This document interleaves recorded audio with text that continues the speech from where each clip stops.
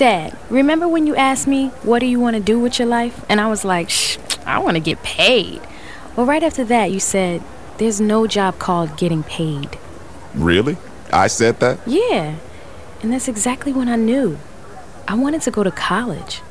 You never know which moments will be the ones they remember forever. So take time to be a dad today. Learn more at 1-877-4DAD-411 or visit fatherhood.gov. Brought to you by the U.S. Department of Health and Human Services and the Ad Council. WKPW, Kings Park West, Washington, D.C. The following is a presentation of Unidentified Entertainment and 22nd Century Radio. Manassas, Fairfax, Washington, D.C. It's almost 9 o'clock. We've got to go to work. Looks like you've been missing a lot of work lately. I wouldn't say I've been missing it, Bob.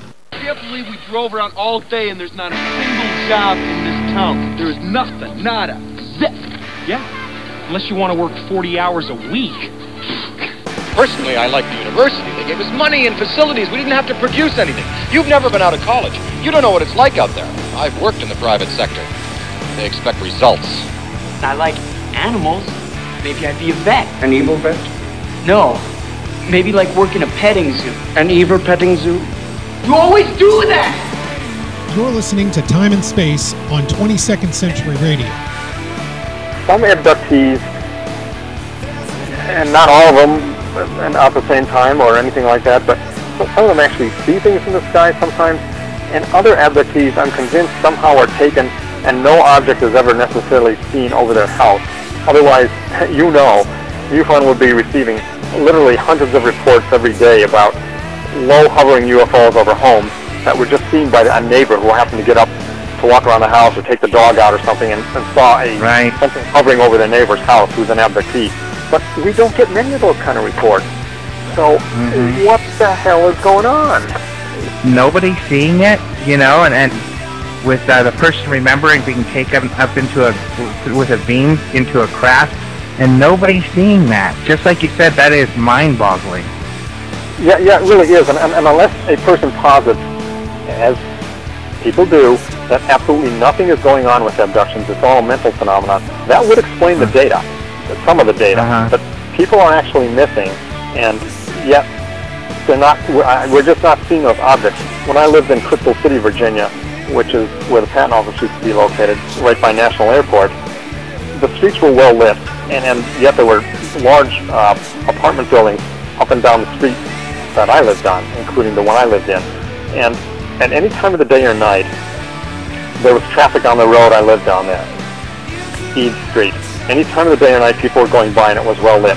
And yet, within the confines of Eads Street, there would be thousands of renters, and you just know some of those people were abductees, based upon the demographics of abductees scattered throughout society.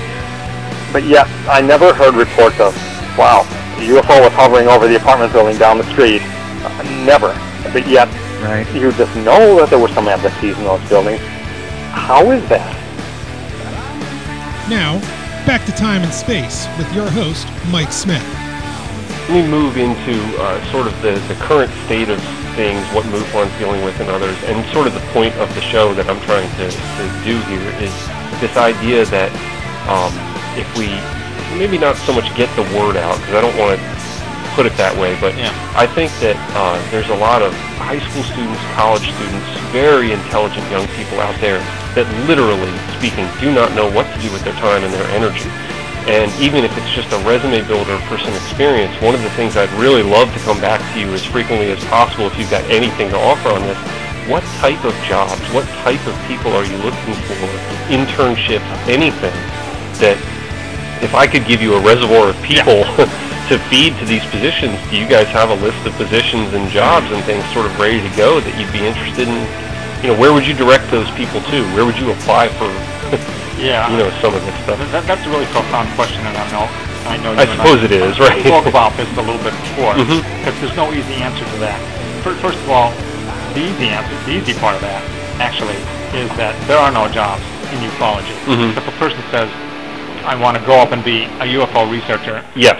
God help you, man. Get a major in something that makes money. You can only do this as an avocation, unfortunately. But a biologist or a statistician, or completely different. Exactly. Completely different. And that's the spin I'm what I trying would to say to a person is, or a whole group of people is, if you folks are really serious into looking into UFOs, and I understand you're 16 or 17 years old, you're going to have to get an education in the sciences. Of course. And be it biology or physics or chemistry or what have you, or even sociology, because it's a polymathic field. And take that as far as you can with it. Right. I personally should have become a PhD. It's a mistake. I should have just gone on, but I didn't. But I would say go on to get that PhD. Right. And once you get in there, don't lose sight of. Once you get out and get your PhD and get a job wherever you are, don't lose sight of that goal to look into UFO research. And you're just going to have to be public about it and say, I think there's something going on with UFOs. I'm willing to research it in my spare time. Right. I'm willing to speak to my fellow scientists about it. Right. I'm willing to bring evidence to their attention. Right. If it looks like a good case. And that'll have a snowballing effect, but that has not happened. And in fact, we've regressed in the UFO field from a time when that could have happened. Right. I've heard you make comments about that before. Sure. And that was in the late 60s when Jim McDonald was around. He would speak before an audience of the AIAA or something, or the Naval Ordnance Laboratory or something, where all the people who were in the audience were scientists and engineers and weren't involved in UFO research. They were not the UFO choir. Right. And you can hear on the tapes, there's no derisive laughter. No, absolutely. It's a silent audience. They are listening to him, taking him completely seriously. Right. And something could have been done, but the momentum was lost. Right. The Condon report came out. And that put the kibosh on the whole thing. Right. And I heard you say to Alejandro how disappointed you were when that report had come out, that you personally were sort of discouraged by that and the tone of it. People had a lot of, maybe misguided, but had a lot of optimism that maybe something would come out of that would spur further study of UFOs by the mainstream scientists, and it hasn't happened. I think it is just personal opinion, but I really do think that there is a good chance of a real resurgence into the field with that type of a thing. I think it's more than just the pop culture stuff or UFO hunters and all this type of thing. I just think that there's a lot of people out there that if they really knew how to make that connection between what I do in my real life and the fact that I could put some effort into this. Yeah. It's a road that at this point only a pilgrim can go along because of the fact that I don't know. I consider you and Friedman and other people to be those pilgrims. You know, we're on the third and fourth ships coming across the ocean here to see what you guys are up to. Well, I appreciate that, but part of the thing about being a pilgrim is that you're basically doing everything alone. And okay, you'll have a couple other comrades with you, but there is no source of money you can tap. You cannot go to the mainstream field and just sit down and have a bull session with those people on what's going on. You can't publish an article in a professional refereed journal. So you're John the Baptist type. Right. It's just all you can do now is just say there's something going on. There's something going on. Right. And hope that on down the line the others will pick up the ball and run with it and really make the insights. Right. But this generation, even beyond the one couple beyond me, aren't going to be the ones that do that, unfortunately. And it's going to be some guys like me and younger guys than I who have to go out there to the colleges or the radio programs and speak to the people who are now going into college to try to fire up their imaginations and interests into looking into this subject. Right. Well, that's part of what I'm absolutely trying to do. Because there's so many other draws on there. The computer stuff it sucks away a huge amount of brain power into those fields. For good purposes and maybe for not. But it has nothing to do with UFOs.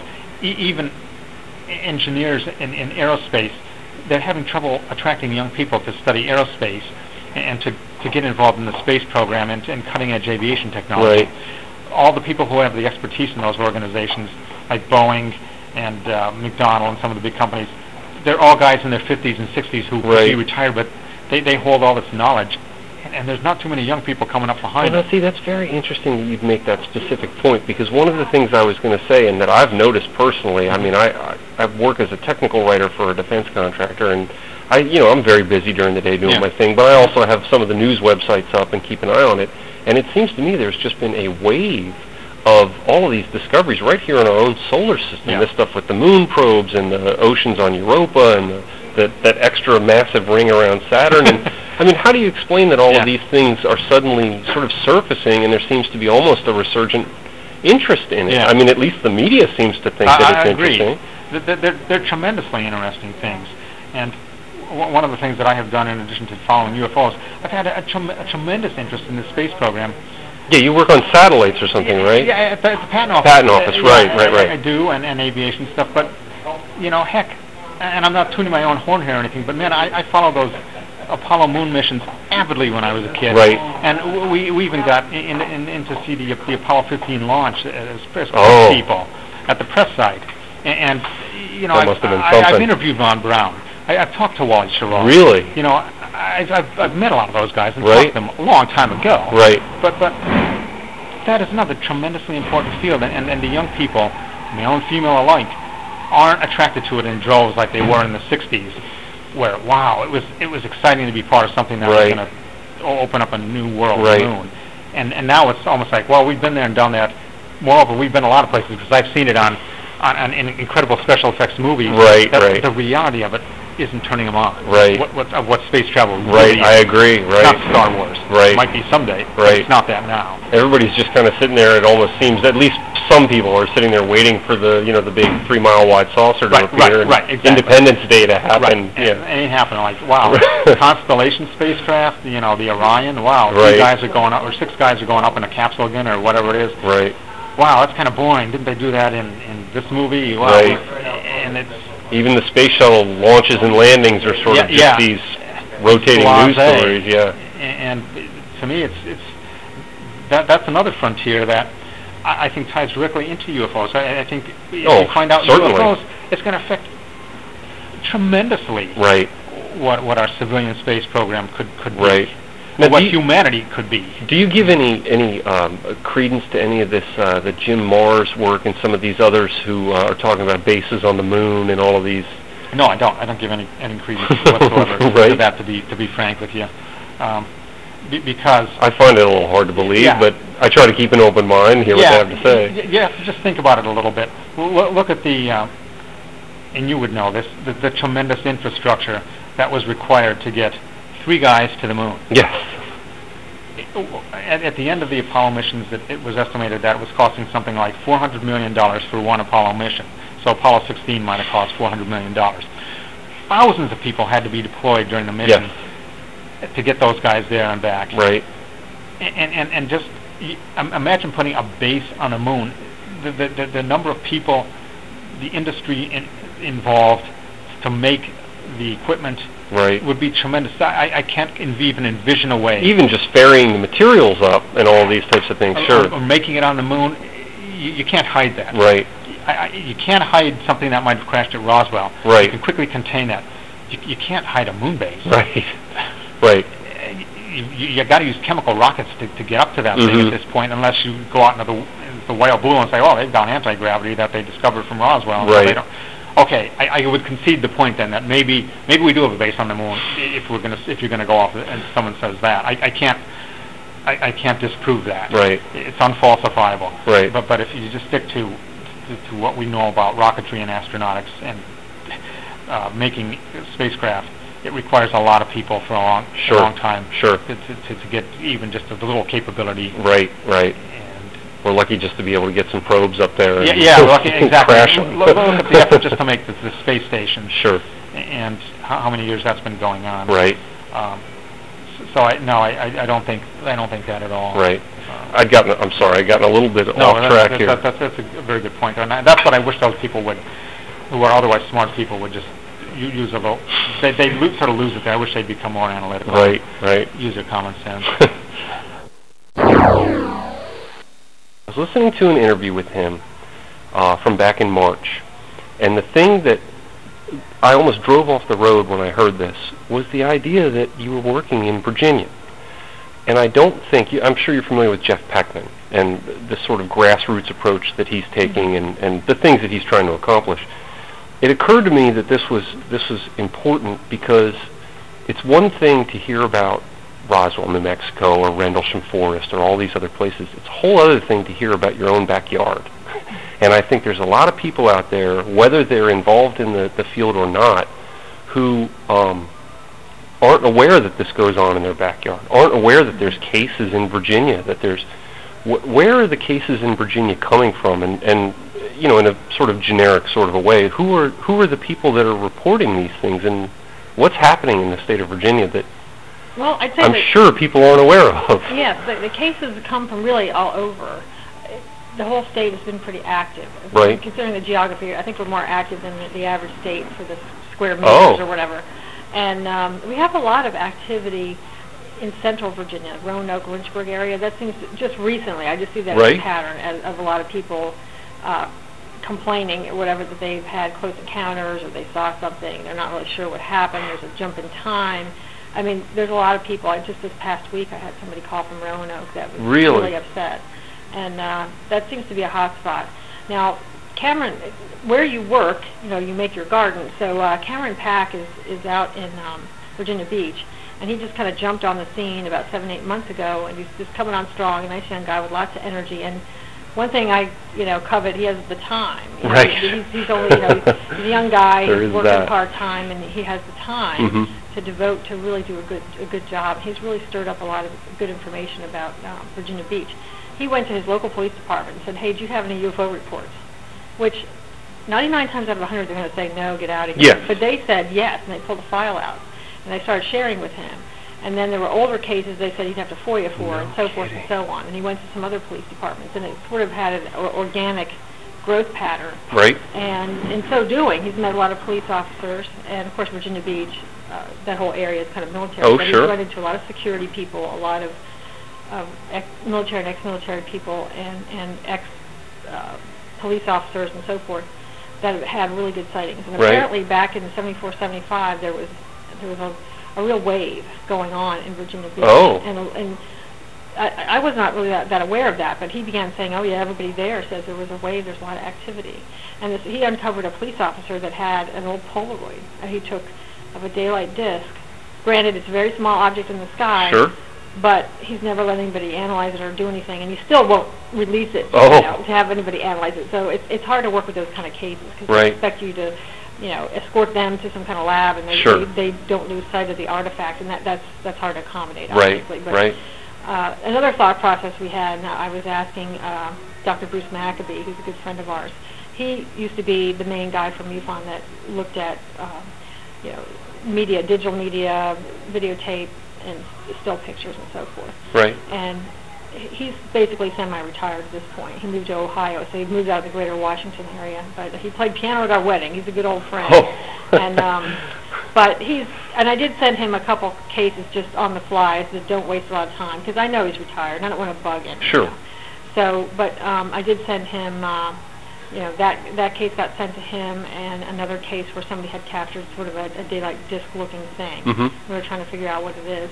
But anyway, there's lots of activity, and once you start scratching the surface, it's of a historical nature, but people will come up with these old sightings and these old pictures, and these old incidents. Right. And it's just very, very interesting stuff. But stuff is going on all the time. If you think that the skies are quiet, they are not. And these people, you asked about the people, so I want to develop that a little bit. Sure.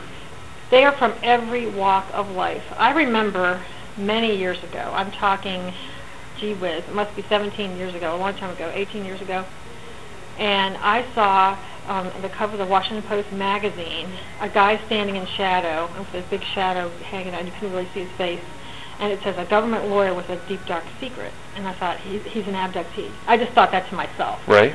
Well, I opened it up, and darn if that wasn't his case. And that was on the cover of the Washington Post magazine.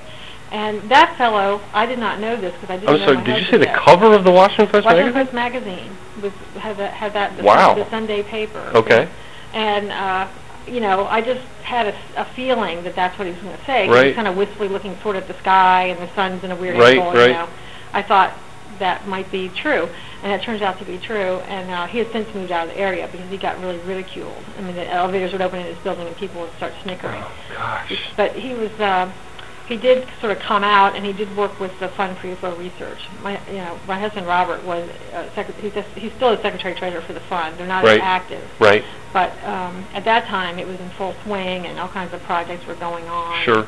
You know, it's kind of funny. Like, for a while there, the Center for UFO Studies was in the lead, you know, and that was like the gold standard. They sort of had the most, you know. Then they started waning, and then at some point the fund kind of took over, and we had a lot of big projects, a lot of money that was invested in UFO research, and that went on for quite some time. There was one of those projects, and I might as well go ahead and just ask you the same question that I heard your husband mention, the AMP project, the Ambient Monitoring Project? Yeah, that project is, the monitoring went on about 10 years ago, and you're probably wondering what the heck, you know, or 8 years ago. But when that wound down, it was completely out of money. That was a very expensive project. The instrumentation cost a lot of money. Sure, of course.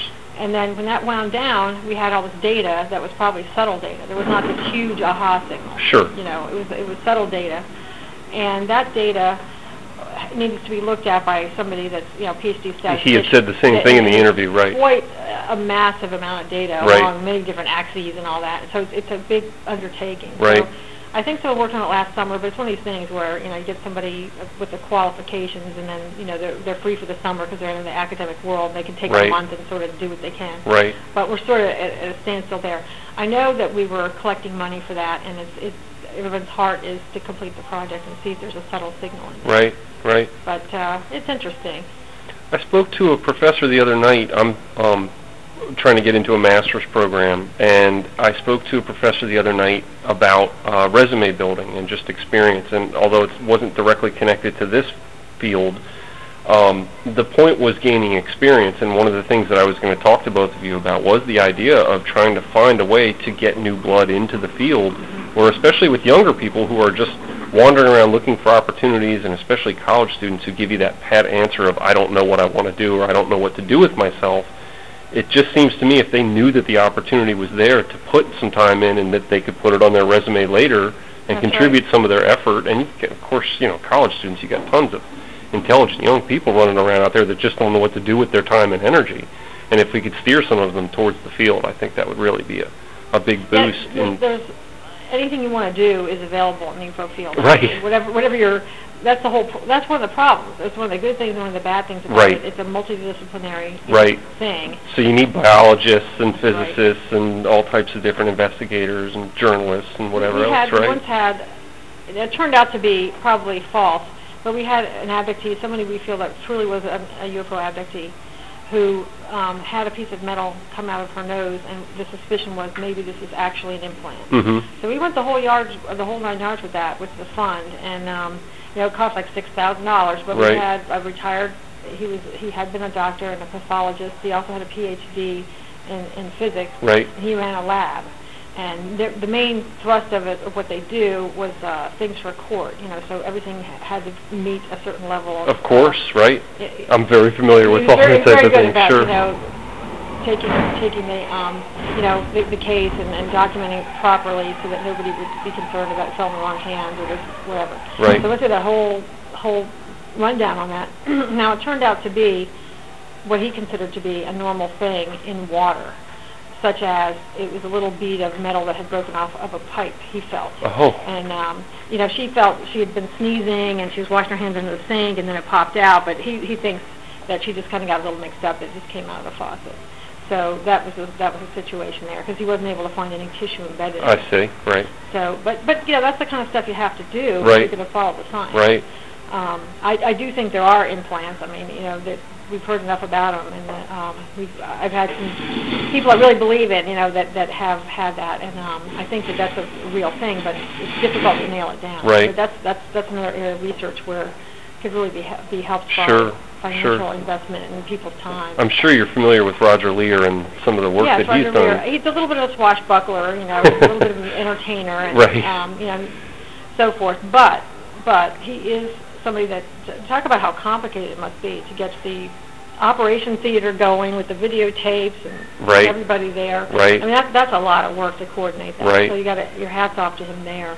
But I think where we've as a field where we've kind of dropped the ball is not too many of those things have the scientific study after the fact. Right. You know. Right. And that's where, you know, as far as that type of project, that's the direction it needs to go in. Right. You know, we got like Daryl Sims, who they're on again, off again. I think they're off again now, but Daryl Sims is his partner. Oh. And he's got like a shoebox of implants, you know, but that's not helping anybody.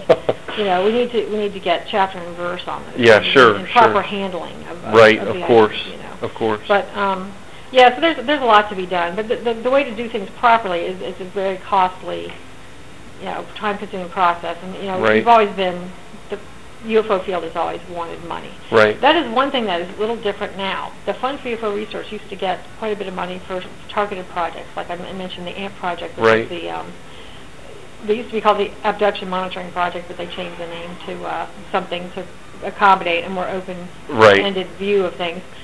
But that one was very costly, and we had some other projects that were costly. There was a survey that went out with Omni Magazine, back in the day, Omni Magazine. Right.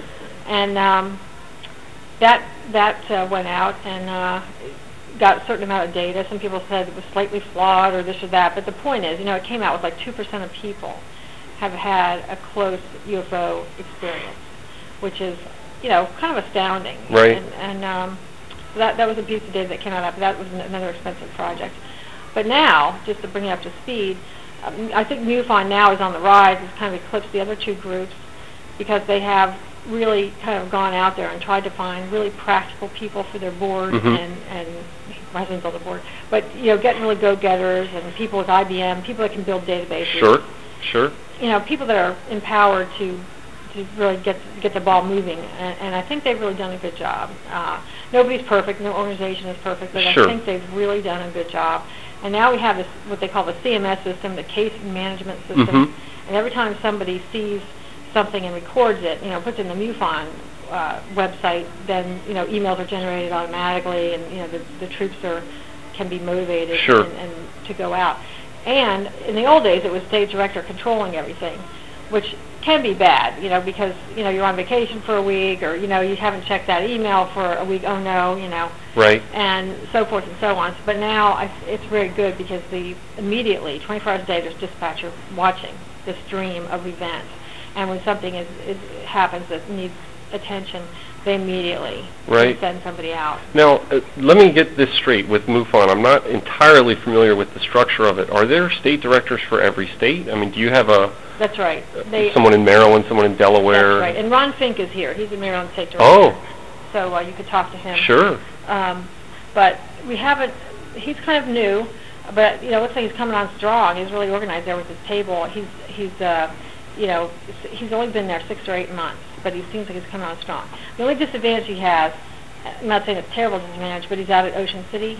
Oh, right on the beach. Yeah, right. And it's not, you know, it's central in Maryland. Right. You know, but you know, he's trying to get around. He's trying to. I saw him at the MUFON Symposium, you know, over the summer, and I was gratified that he came out. Where was that? It was in Denver. I think next year it's going to be in California somewhere. But eventually, we're going to get back on the East Coast. Good. But I'd love to attend that. That'd be very, very interesting. Yeah, it's good to see how so many people, because it is well attended. I mean, you get like about 500 people. And I ran the '99 conference, and I think there was like 600 people. But it really, it's a lot. It's a lot to run one of those things. But today was hair raising in the morning. We got a rocky start, but you know, that's okay. That kind of thing happens. We're going forward. He's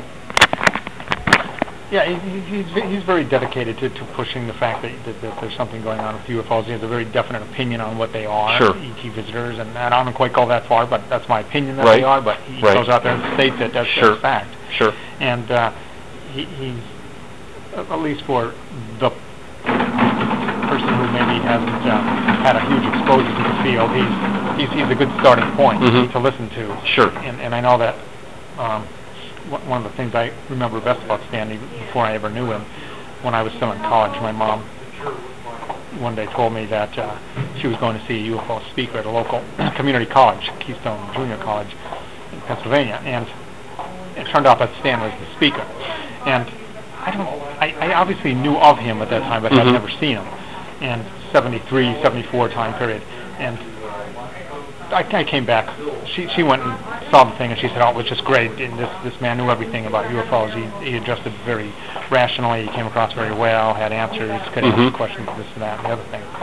And prior to that, I was very interested in the subject, but my dad was kind of very, very cool to the subject of UFOs. Oh, there's nothing there. It's like, what does my kid know? You know, there's nothing going on with this subject. You know, Sure. Yeah, he tolerated it. It was an amusing thing. My kid's interested in flying saucers. You know, blah blah blah. Well, of course, then I was going to college, but we hardly ever spoke about it. He's not alive anymore. But he apparently went with my mom to see Stan. And when I came back, he said, "Oh man, you know, there's really something going on with UFOs. Something's going on." Just completely converted. Yeah, he completely changed it. He said, "Boy, so I'll speak. He's a scientist, physicist, and he really knows what's going on."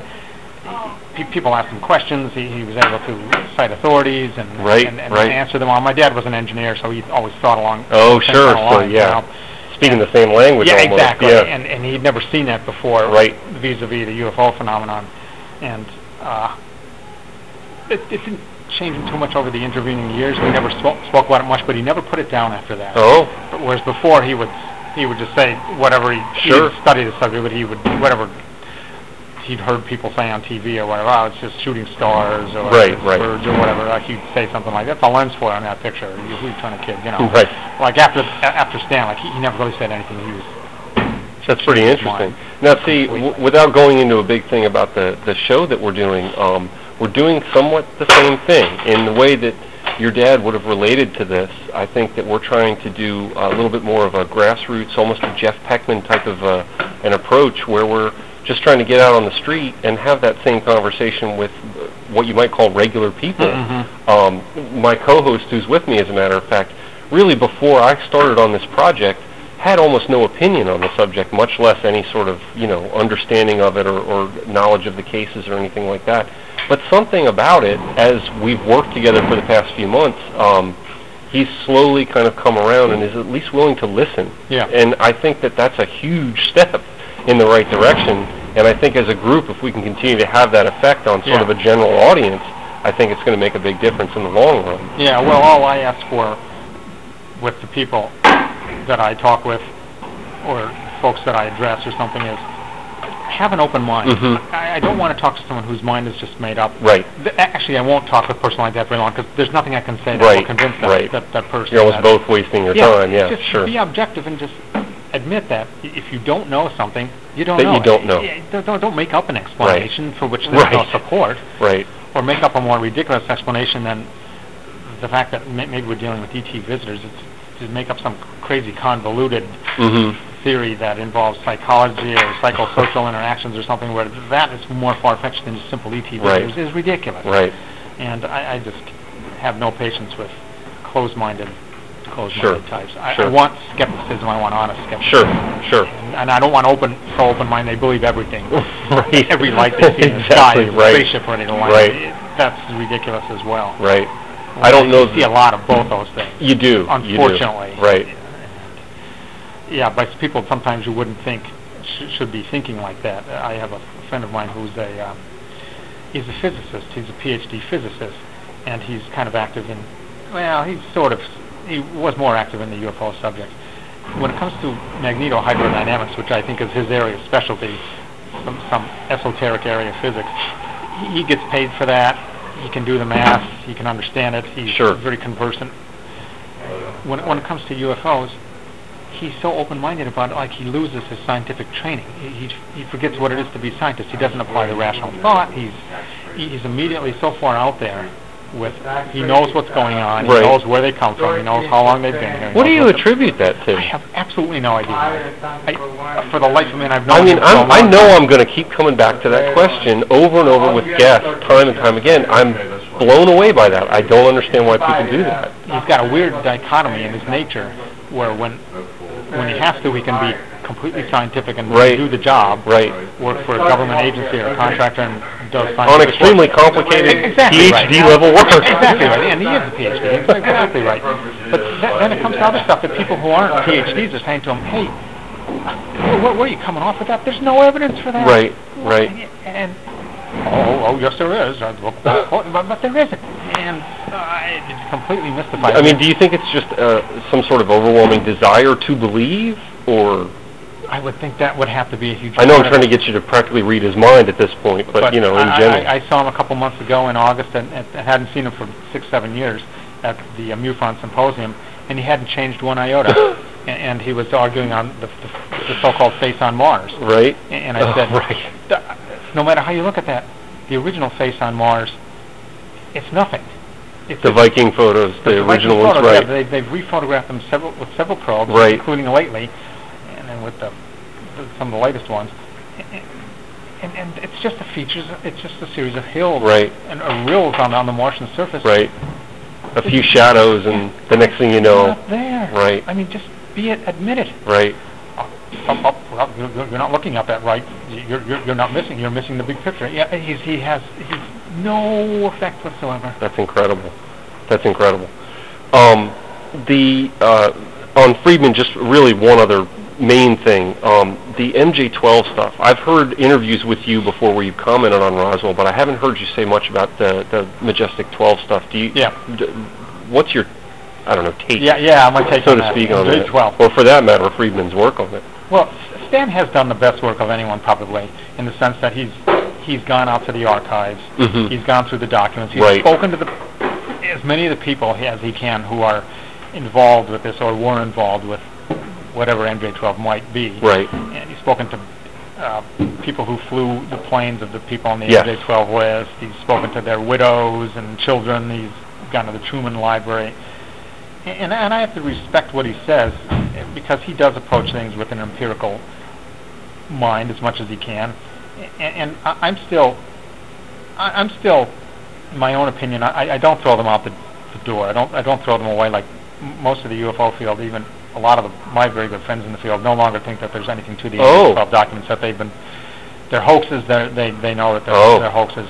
And Stan, to be honest with you, is one of the few people who still, among the top crust of UFO researchers, still thinks that they're by and large legitimate documents.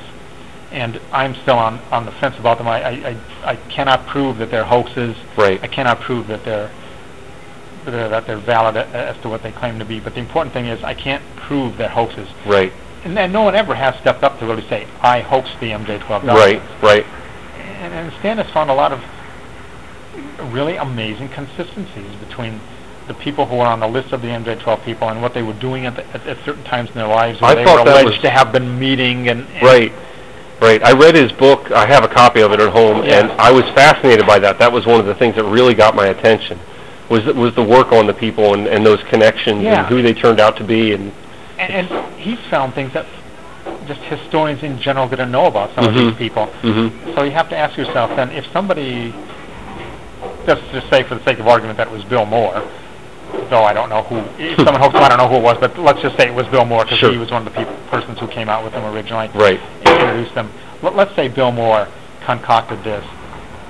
So Bill Moore would have had to do all the research basically Stan did. To get it right. To get it right. That's correct. In secret. And to my knowledge, Stan never went to a library or an archive and somebody said to him, oh, that's funny. You're in here looking at that. 2 months ago, another guy was in here right. looking all about that same stuff. He was right. going through those same files. Well, what did he look like? Oh, he had a beard and he's brown hair, so 5'8" or whatever. Sure. And matched Bill Moore's description. Never have you heard anything. Right. Heard anything like that. Right. So how did somebody hoax them without right. doing that? Right. I mean, it's easy to say. It's so easy to say. It's just a hoax. There's misspelled words. Certain things about the MJ-12 documents, I have to admit, like the Del Rio crash that's referred to in the briefing document. People who have independently looked into that supposed crash really haven't come up with any good stuff there. Right. To say that there was a crash on the Mexico-Texas border. Mm-hmm. So I can't explain that, but that's not enough for me to say, well, because of that, it's a hoax. Right. There's just too many other points of consistency there that have to be overcome. Right, right. I'll be very interested to speak to him. I wouldn't consider myself to be some sort of a big fan of any particular person. Friedman's hard to miss because you just turn on. Yeah, he's a big personality. Yes, he is. Fills the room. Absolutely, absolutely. He's very much an extrovert. He loves to speak before people. Sure. I wish I could no shortage of words. Yeah, exactly. He's a great platform speaker. Right. He's got the right amount of humor in his talks. And right. He's just very smooth on right. stage, and but he's also got his act together. He's got his information straight. He's not just giving you a lot of blather. There's substance. Yeah. He gives you something to think about. Right. And it's well reasoned out. Right. And he's just a very smart guy. Right. That's all you can say. Exopolitics and Ufology, Religion and Science, Time and Space. Hosted by Mike Smith. You're listening to Time and Space on 22nd Century Radio. And that's what's important. Mr. Friedman, this is Tim Kirk again. I just wanted to ask you, I'm just an average Joe. I was just wondering, why do you think that the government or the Air Force, why do you think that they're covering up and making a point of doing so? Well, I think one of my articles on my website at www.stantonfriedman.com is Government UFO Lies, and another one is the why questions. Because people have no trouble accepting data, especially data they've never seen before, but they do want to know why the cover-up. Why would aliens come here? Why don't they land on the White House lawn, et cetera, et cetera. Right. So I give 6 reasons for all governments to want to cover up. This isn't a peculiar American problem. Same all over the world. First, you want to figure out how the darn things work. They make wonderful weapons delivery and defense systems. We spend lots of money on, stealth fighter only costs $10 billion and to be developed in secrecy over a period of 10 years. Obviously, we're willing to spend a lot of money to develop new weapons delivery, defense, reconnaissance systems. Okay, you got wreckage, you set up your secret project. Rule number 1 for security is you can't tell your friends without telling your enemies. Well, that was going to be my next question, was that it seems to me that a number of sightings have been across the U.S., Russia, China. Does that have something to do with technology? With what? With technology? Does it have something? Well, sure. I'm sure one of the reasons for cover-up, in other words, is because you don't want anybody to know what you know. And if they have what they know plus what you know, then they're more likely to come to a reasonable conclusion as to what's going on. Okay. The second problem, you see, is the other side of the same coin. What if somebody else figures out how they work before you do?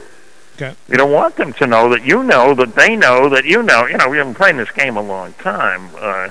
Bigger spears, stronger shields, all that sort of thing. That goes back to David and Goliath, I guess. Sure. But, the third problem is different.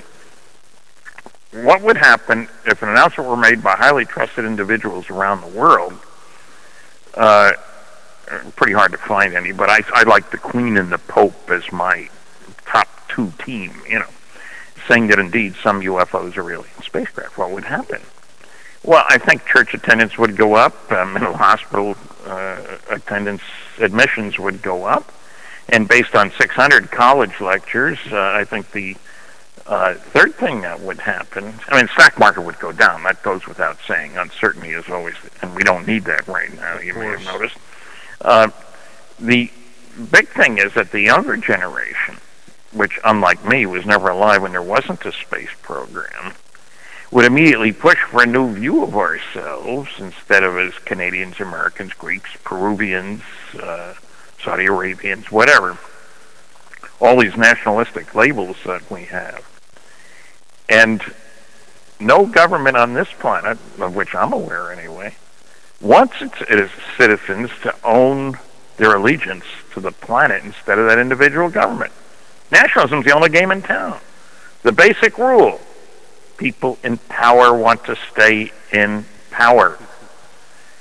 And the fourth reason is that fundamentalists, thinking Pat Robertson and the late Jerry Falwell, have loudly proclaimed that we are the only intelligent life in the universe. This stuff is the work of the devil. What an insult to the notion of an all-powerful God. I couldn't agree more. That this is the best she can do. Come on. Now, the fifth reason's different. People say, hey, Stan, look, if they're coming here and we're not going there, that means they're more advanced technologically, right? Yeah. Well, doesn't that mean that soon there'll be new methods of energy production? There goes the oil companies. New methods of ground and air transport? There goes the car and plane companies. New methods of computers and communications? Yeah. Economic chaos. Okay, there's another reason. I have heard on 7 different occasions, because I get out there a lot, about more planes going up than came back to chase UFOs. And this relates to Shoot Them Down, a book by Frank Ficino, for which I wrote the foreword, about the events of 1952, and over Washington, D.C. But in 1952, the biggest year in Blue Book history, orders were given. We have proof of this from various newspapers. The head of the American Rocket Society even wrote President Truman saying he didn't think these orders were a good idea. The orders were, shoot them down if they don't land when instructed to do so. Now you can think of all kinds of cartoons about how they are instructed to do so. The pilots pointing downward. Right. Tim's here shaking his head, too, right. Well, I mean, you can see it. Now, how about a flyer that goes out behind the plane and advertising the thing? Out of our airspace. So, I have heard of 7 instances, which means there are a heck of a lot more, where apparently we did try to shoot them down and they retaliated in kind. So, nobody wants to admit that. Governments don't like to tell parents, oh, your son was killed when he foolishly attacked a flying saucer. He was following regulations, you understand. Right. And I talk about, there's a book, By Any Means Necessary, by William Burroughs, Burrows, about 166 military crewmen who were on board reconnaissance planes that were, the expression they used, tickling the radar in North Korea, Russia, and China way back, mostly in the late 40s, early 50s, before we had spy satellites. And a bunch of these planes got shot down with crewmen on board. They were taken prisoners, some of them. They were tortured. We got radio transmissions before everything went to pot. There's not one word in public about what happened to these guys other than an unfortunate accident, body went into the ocean. Then in 2001, the NSA, I guess, called a meeting of all the families, and they gave out the medals that their kids or husbands or whatever, brothers had earned. Wow. That's the first time they found out, and for some people it's more than 50 years, but they found out what had happened to their family members.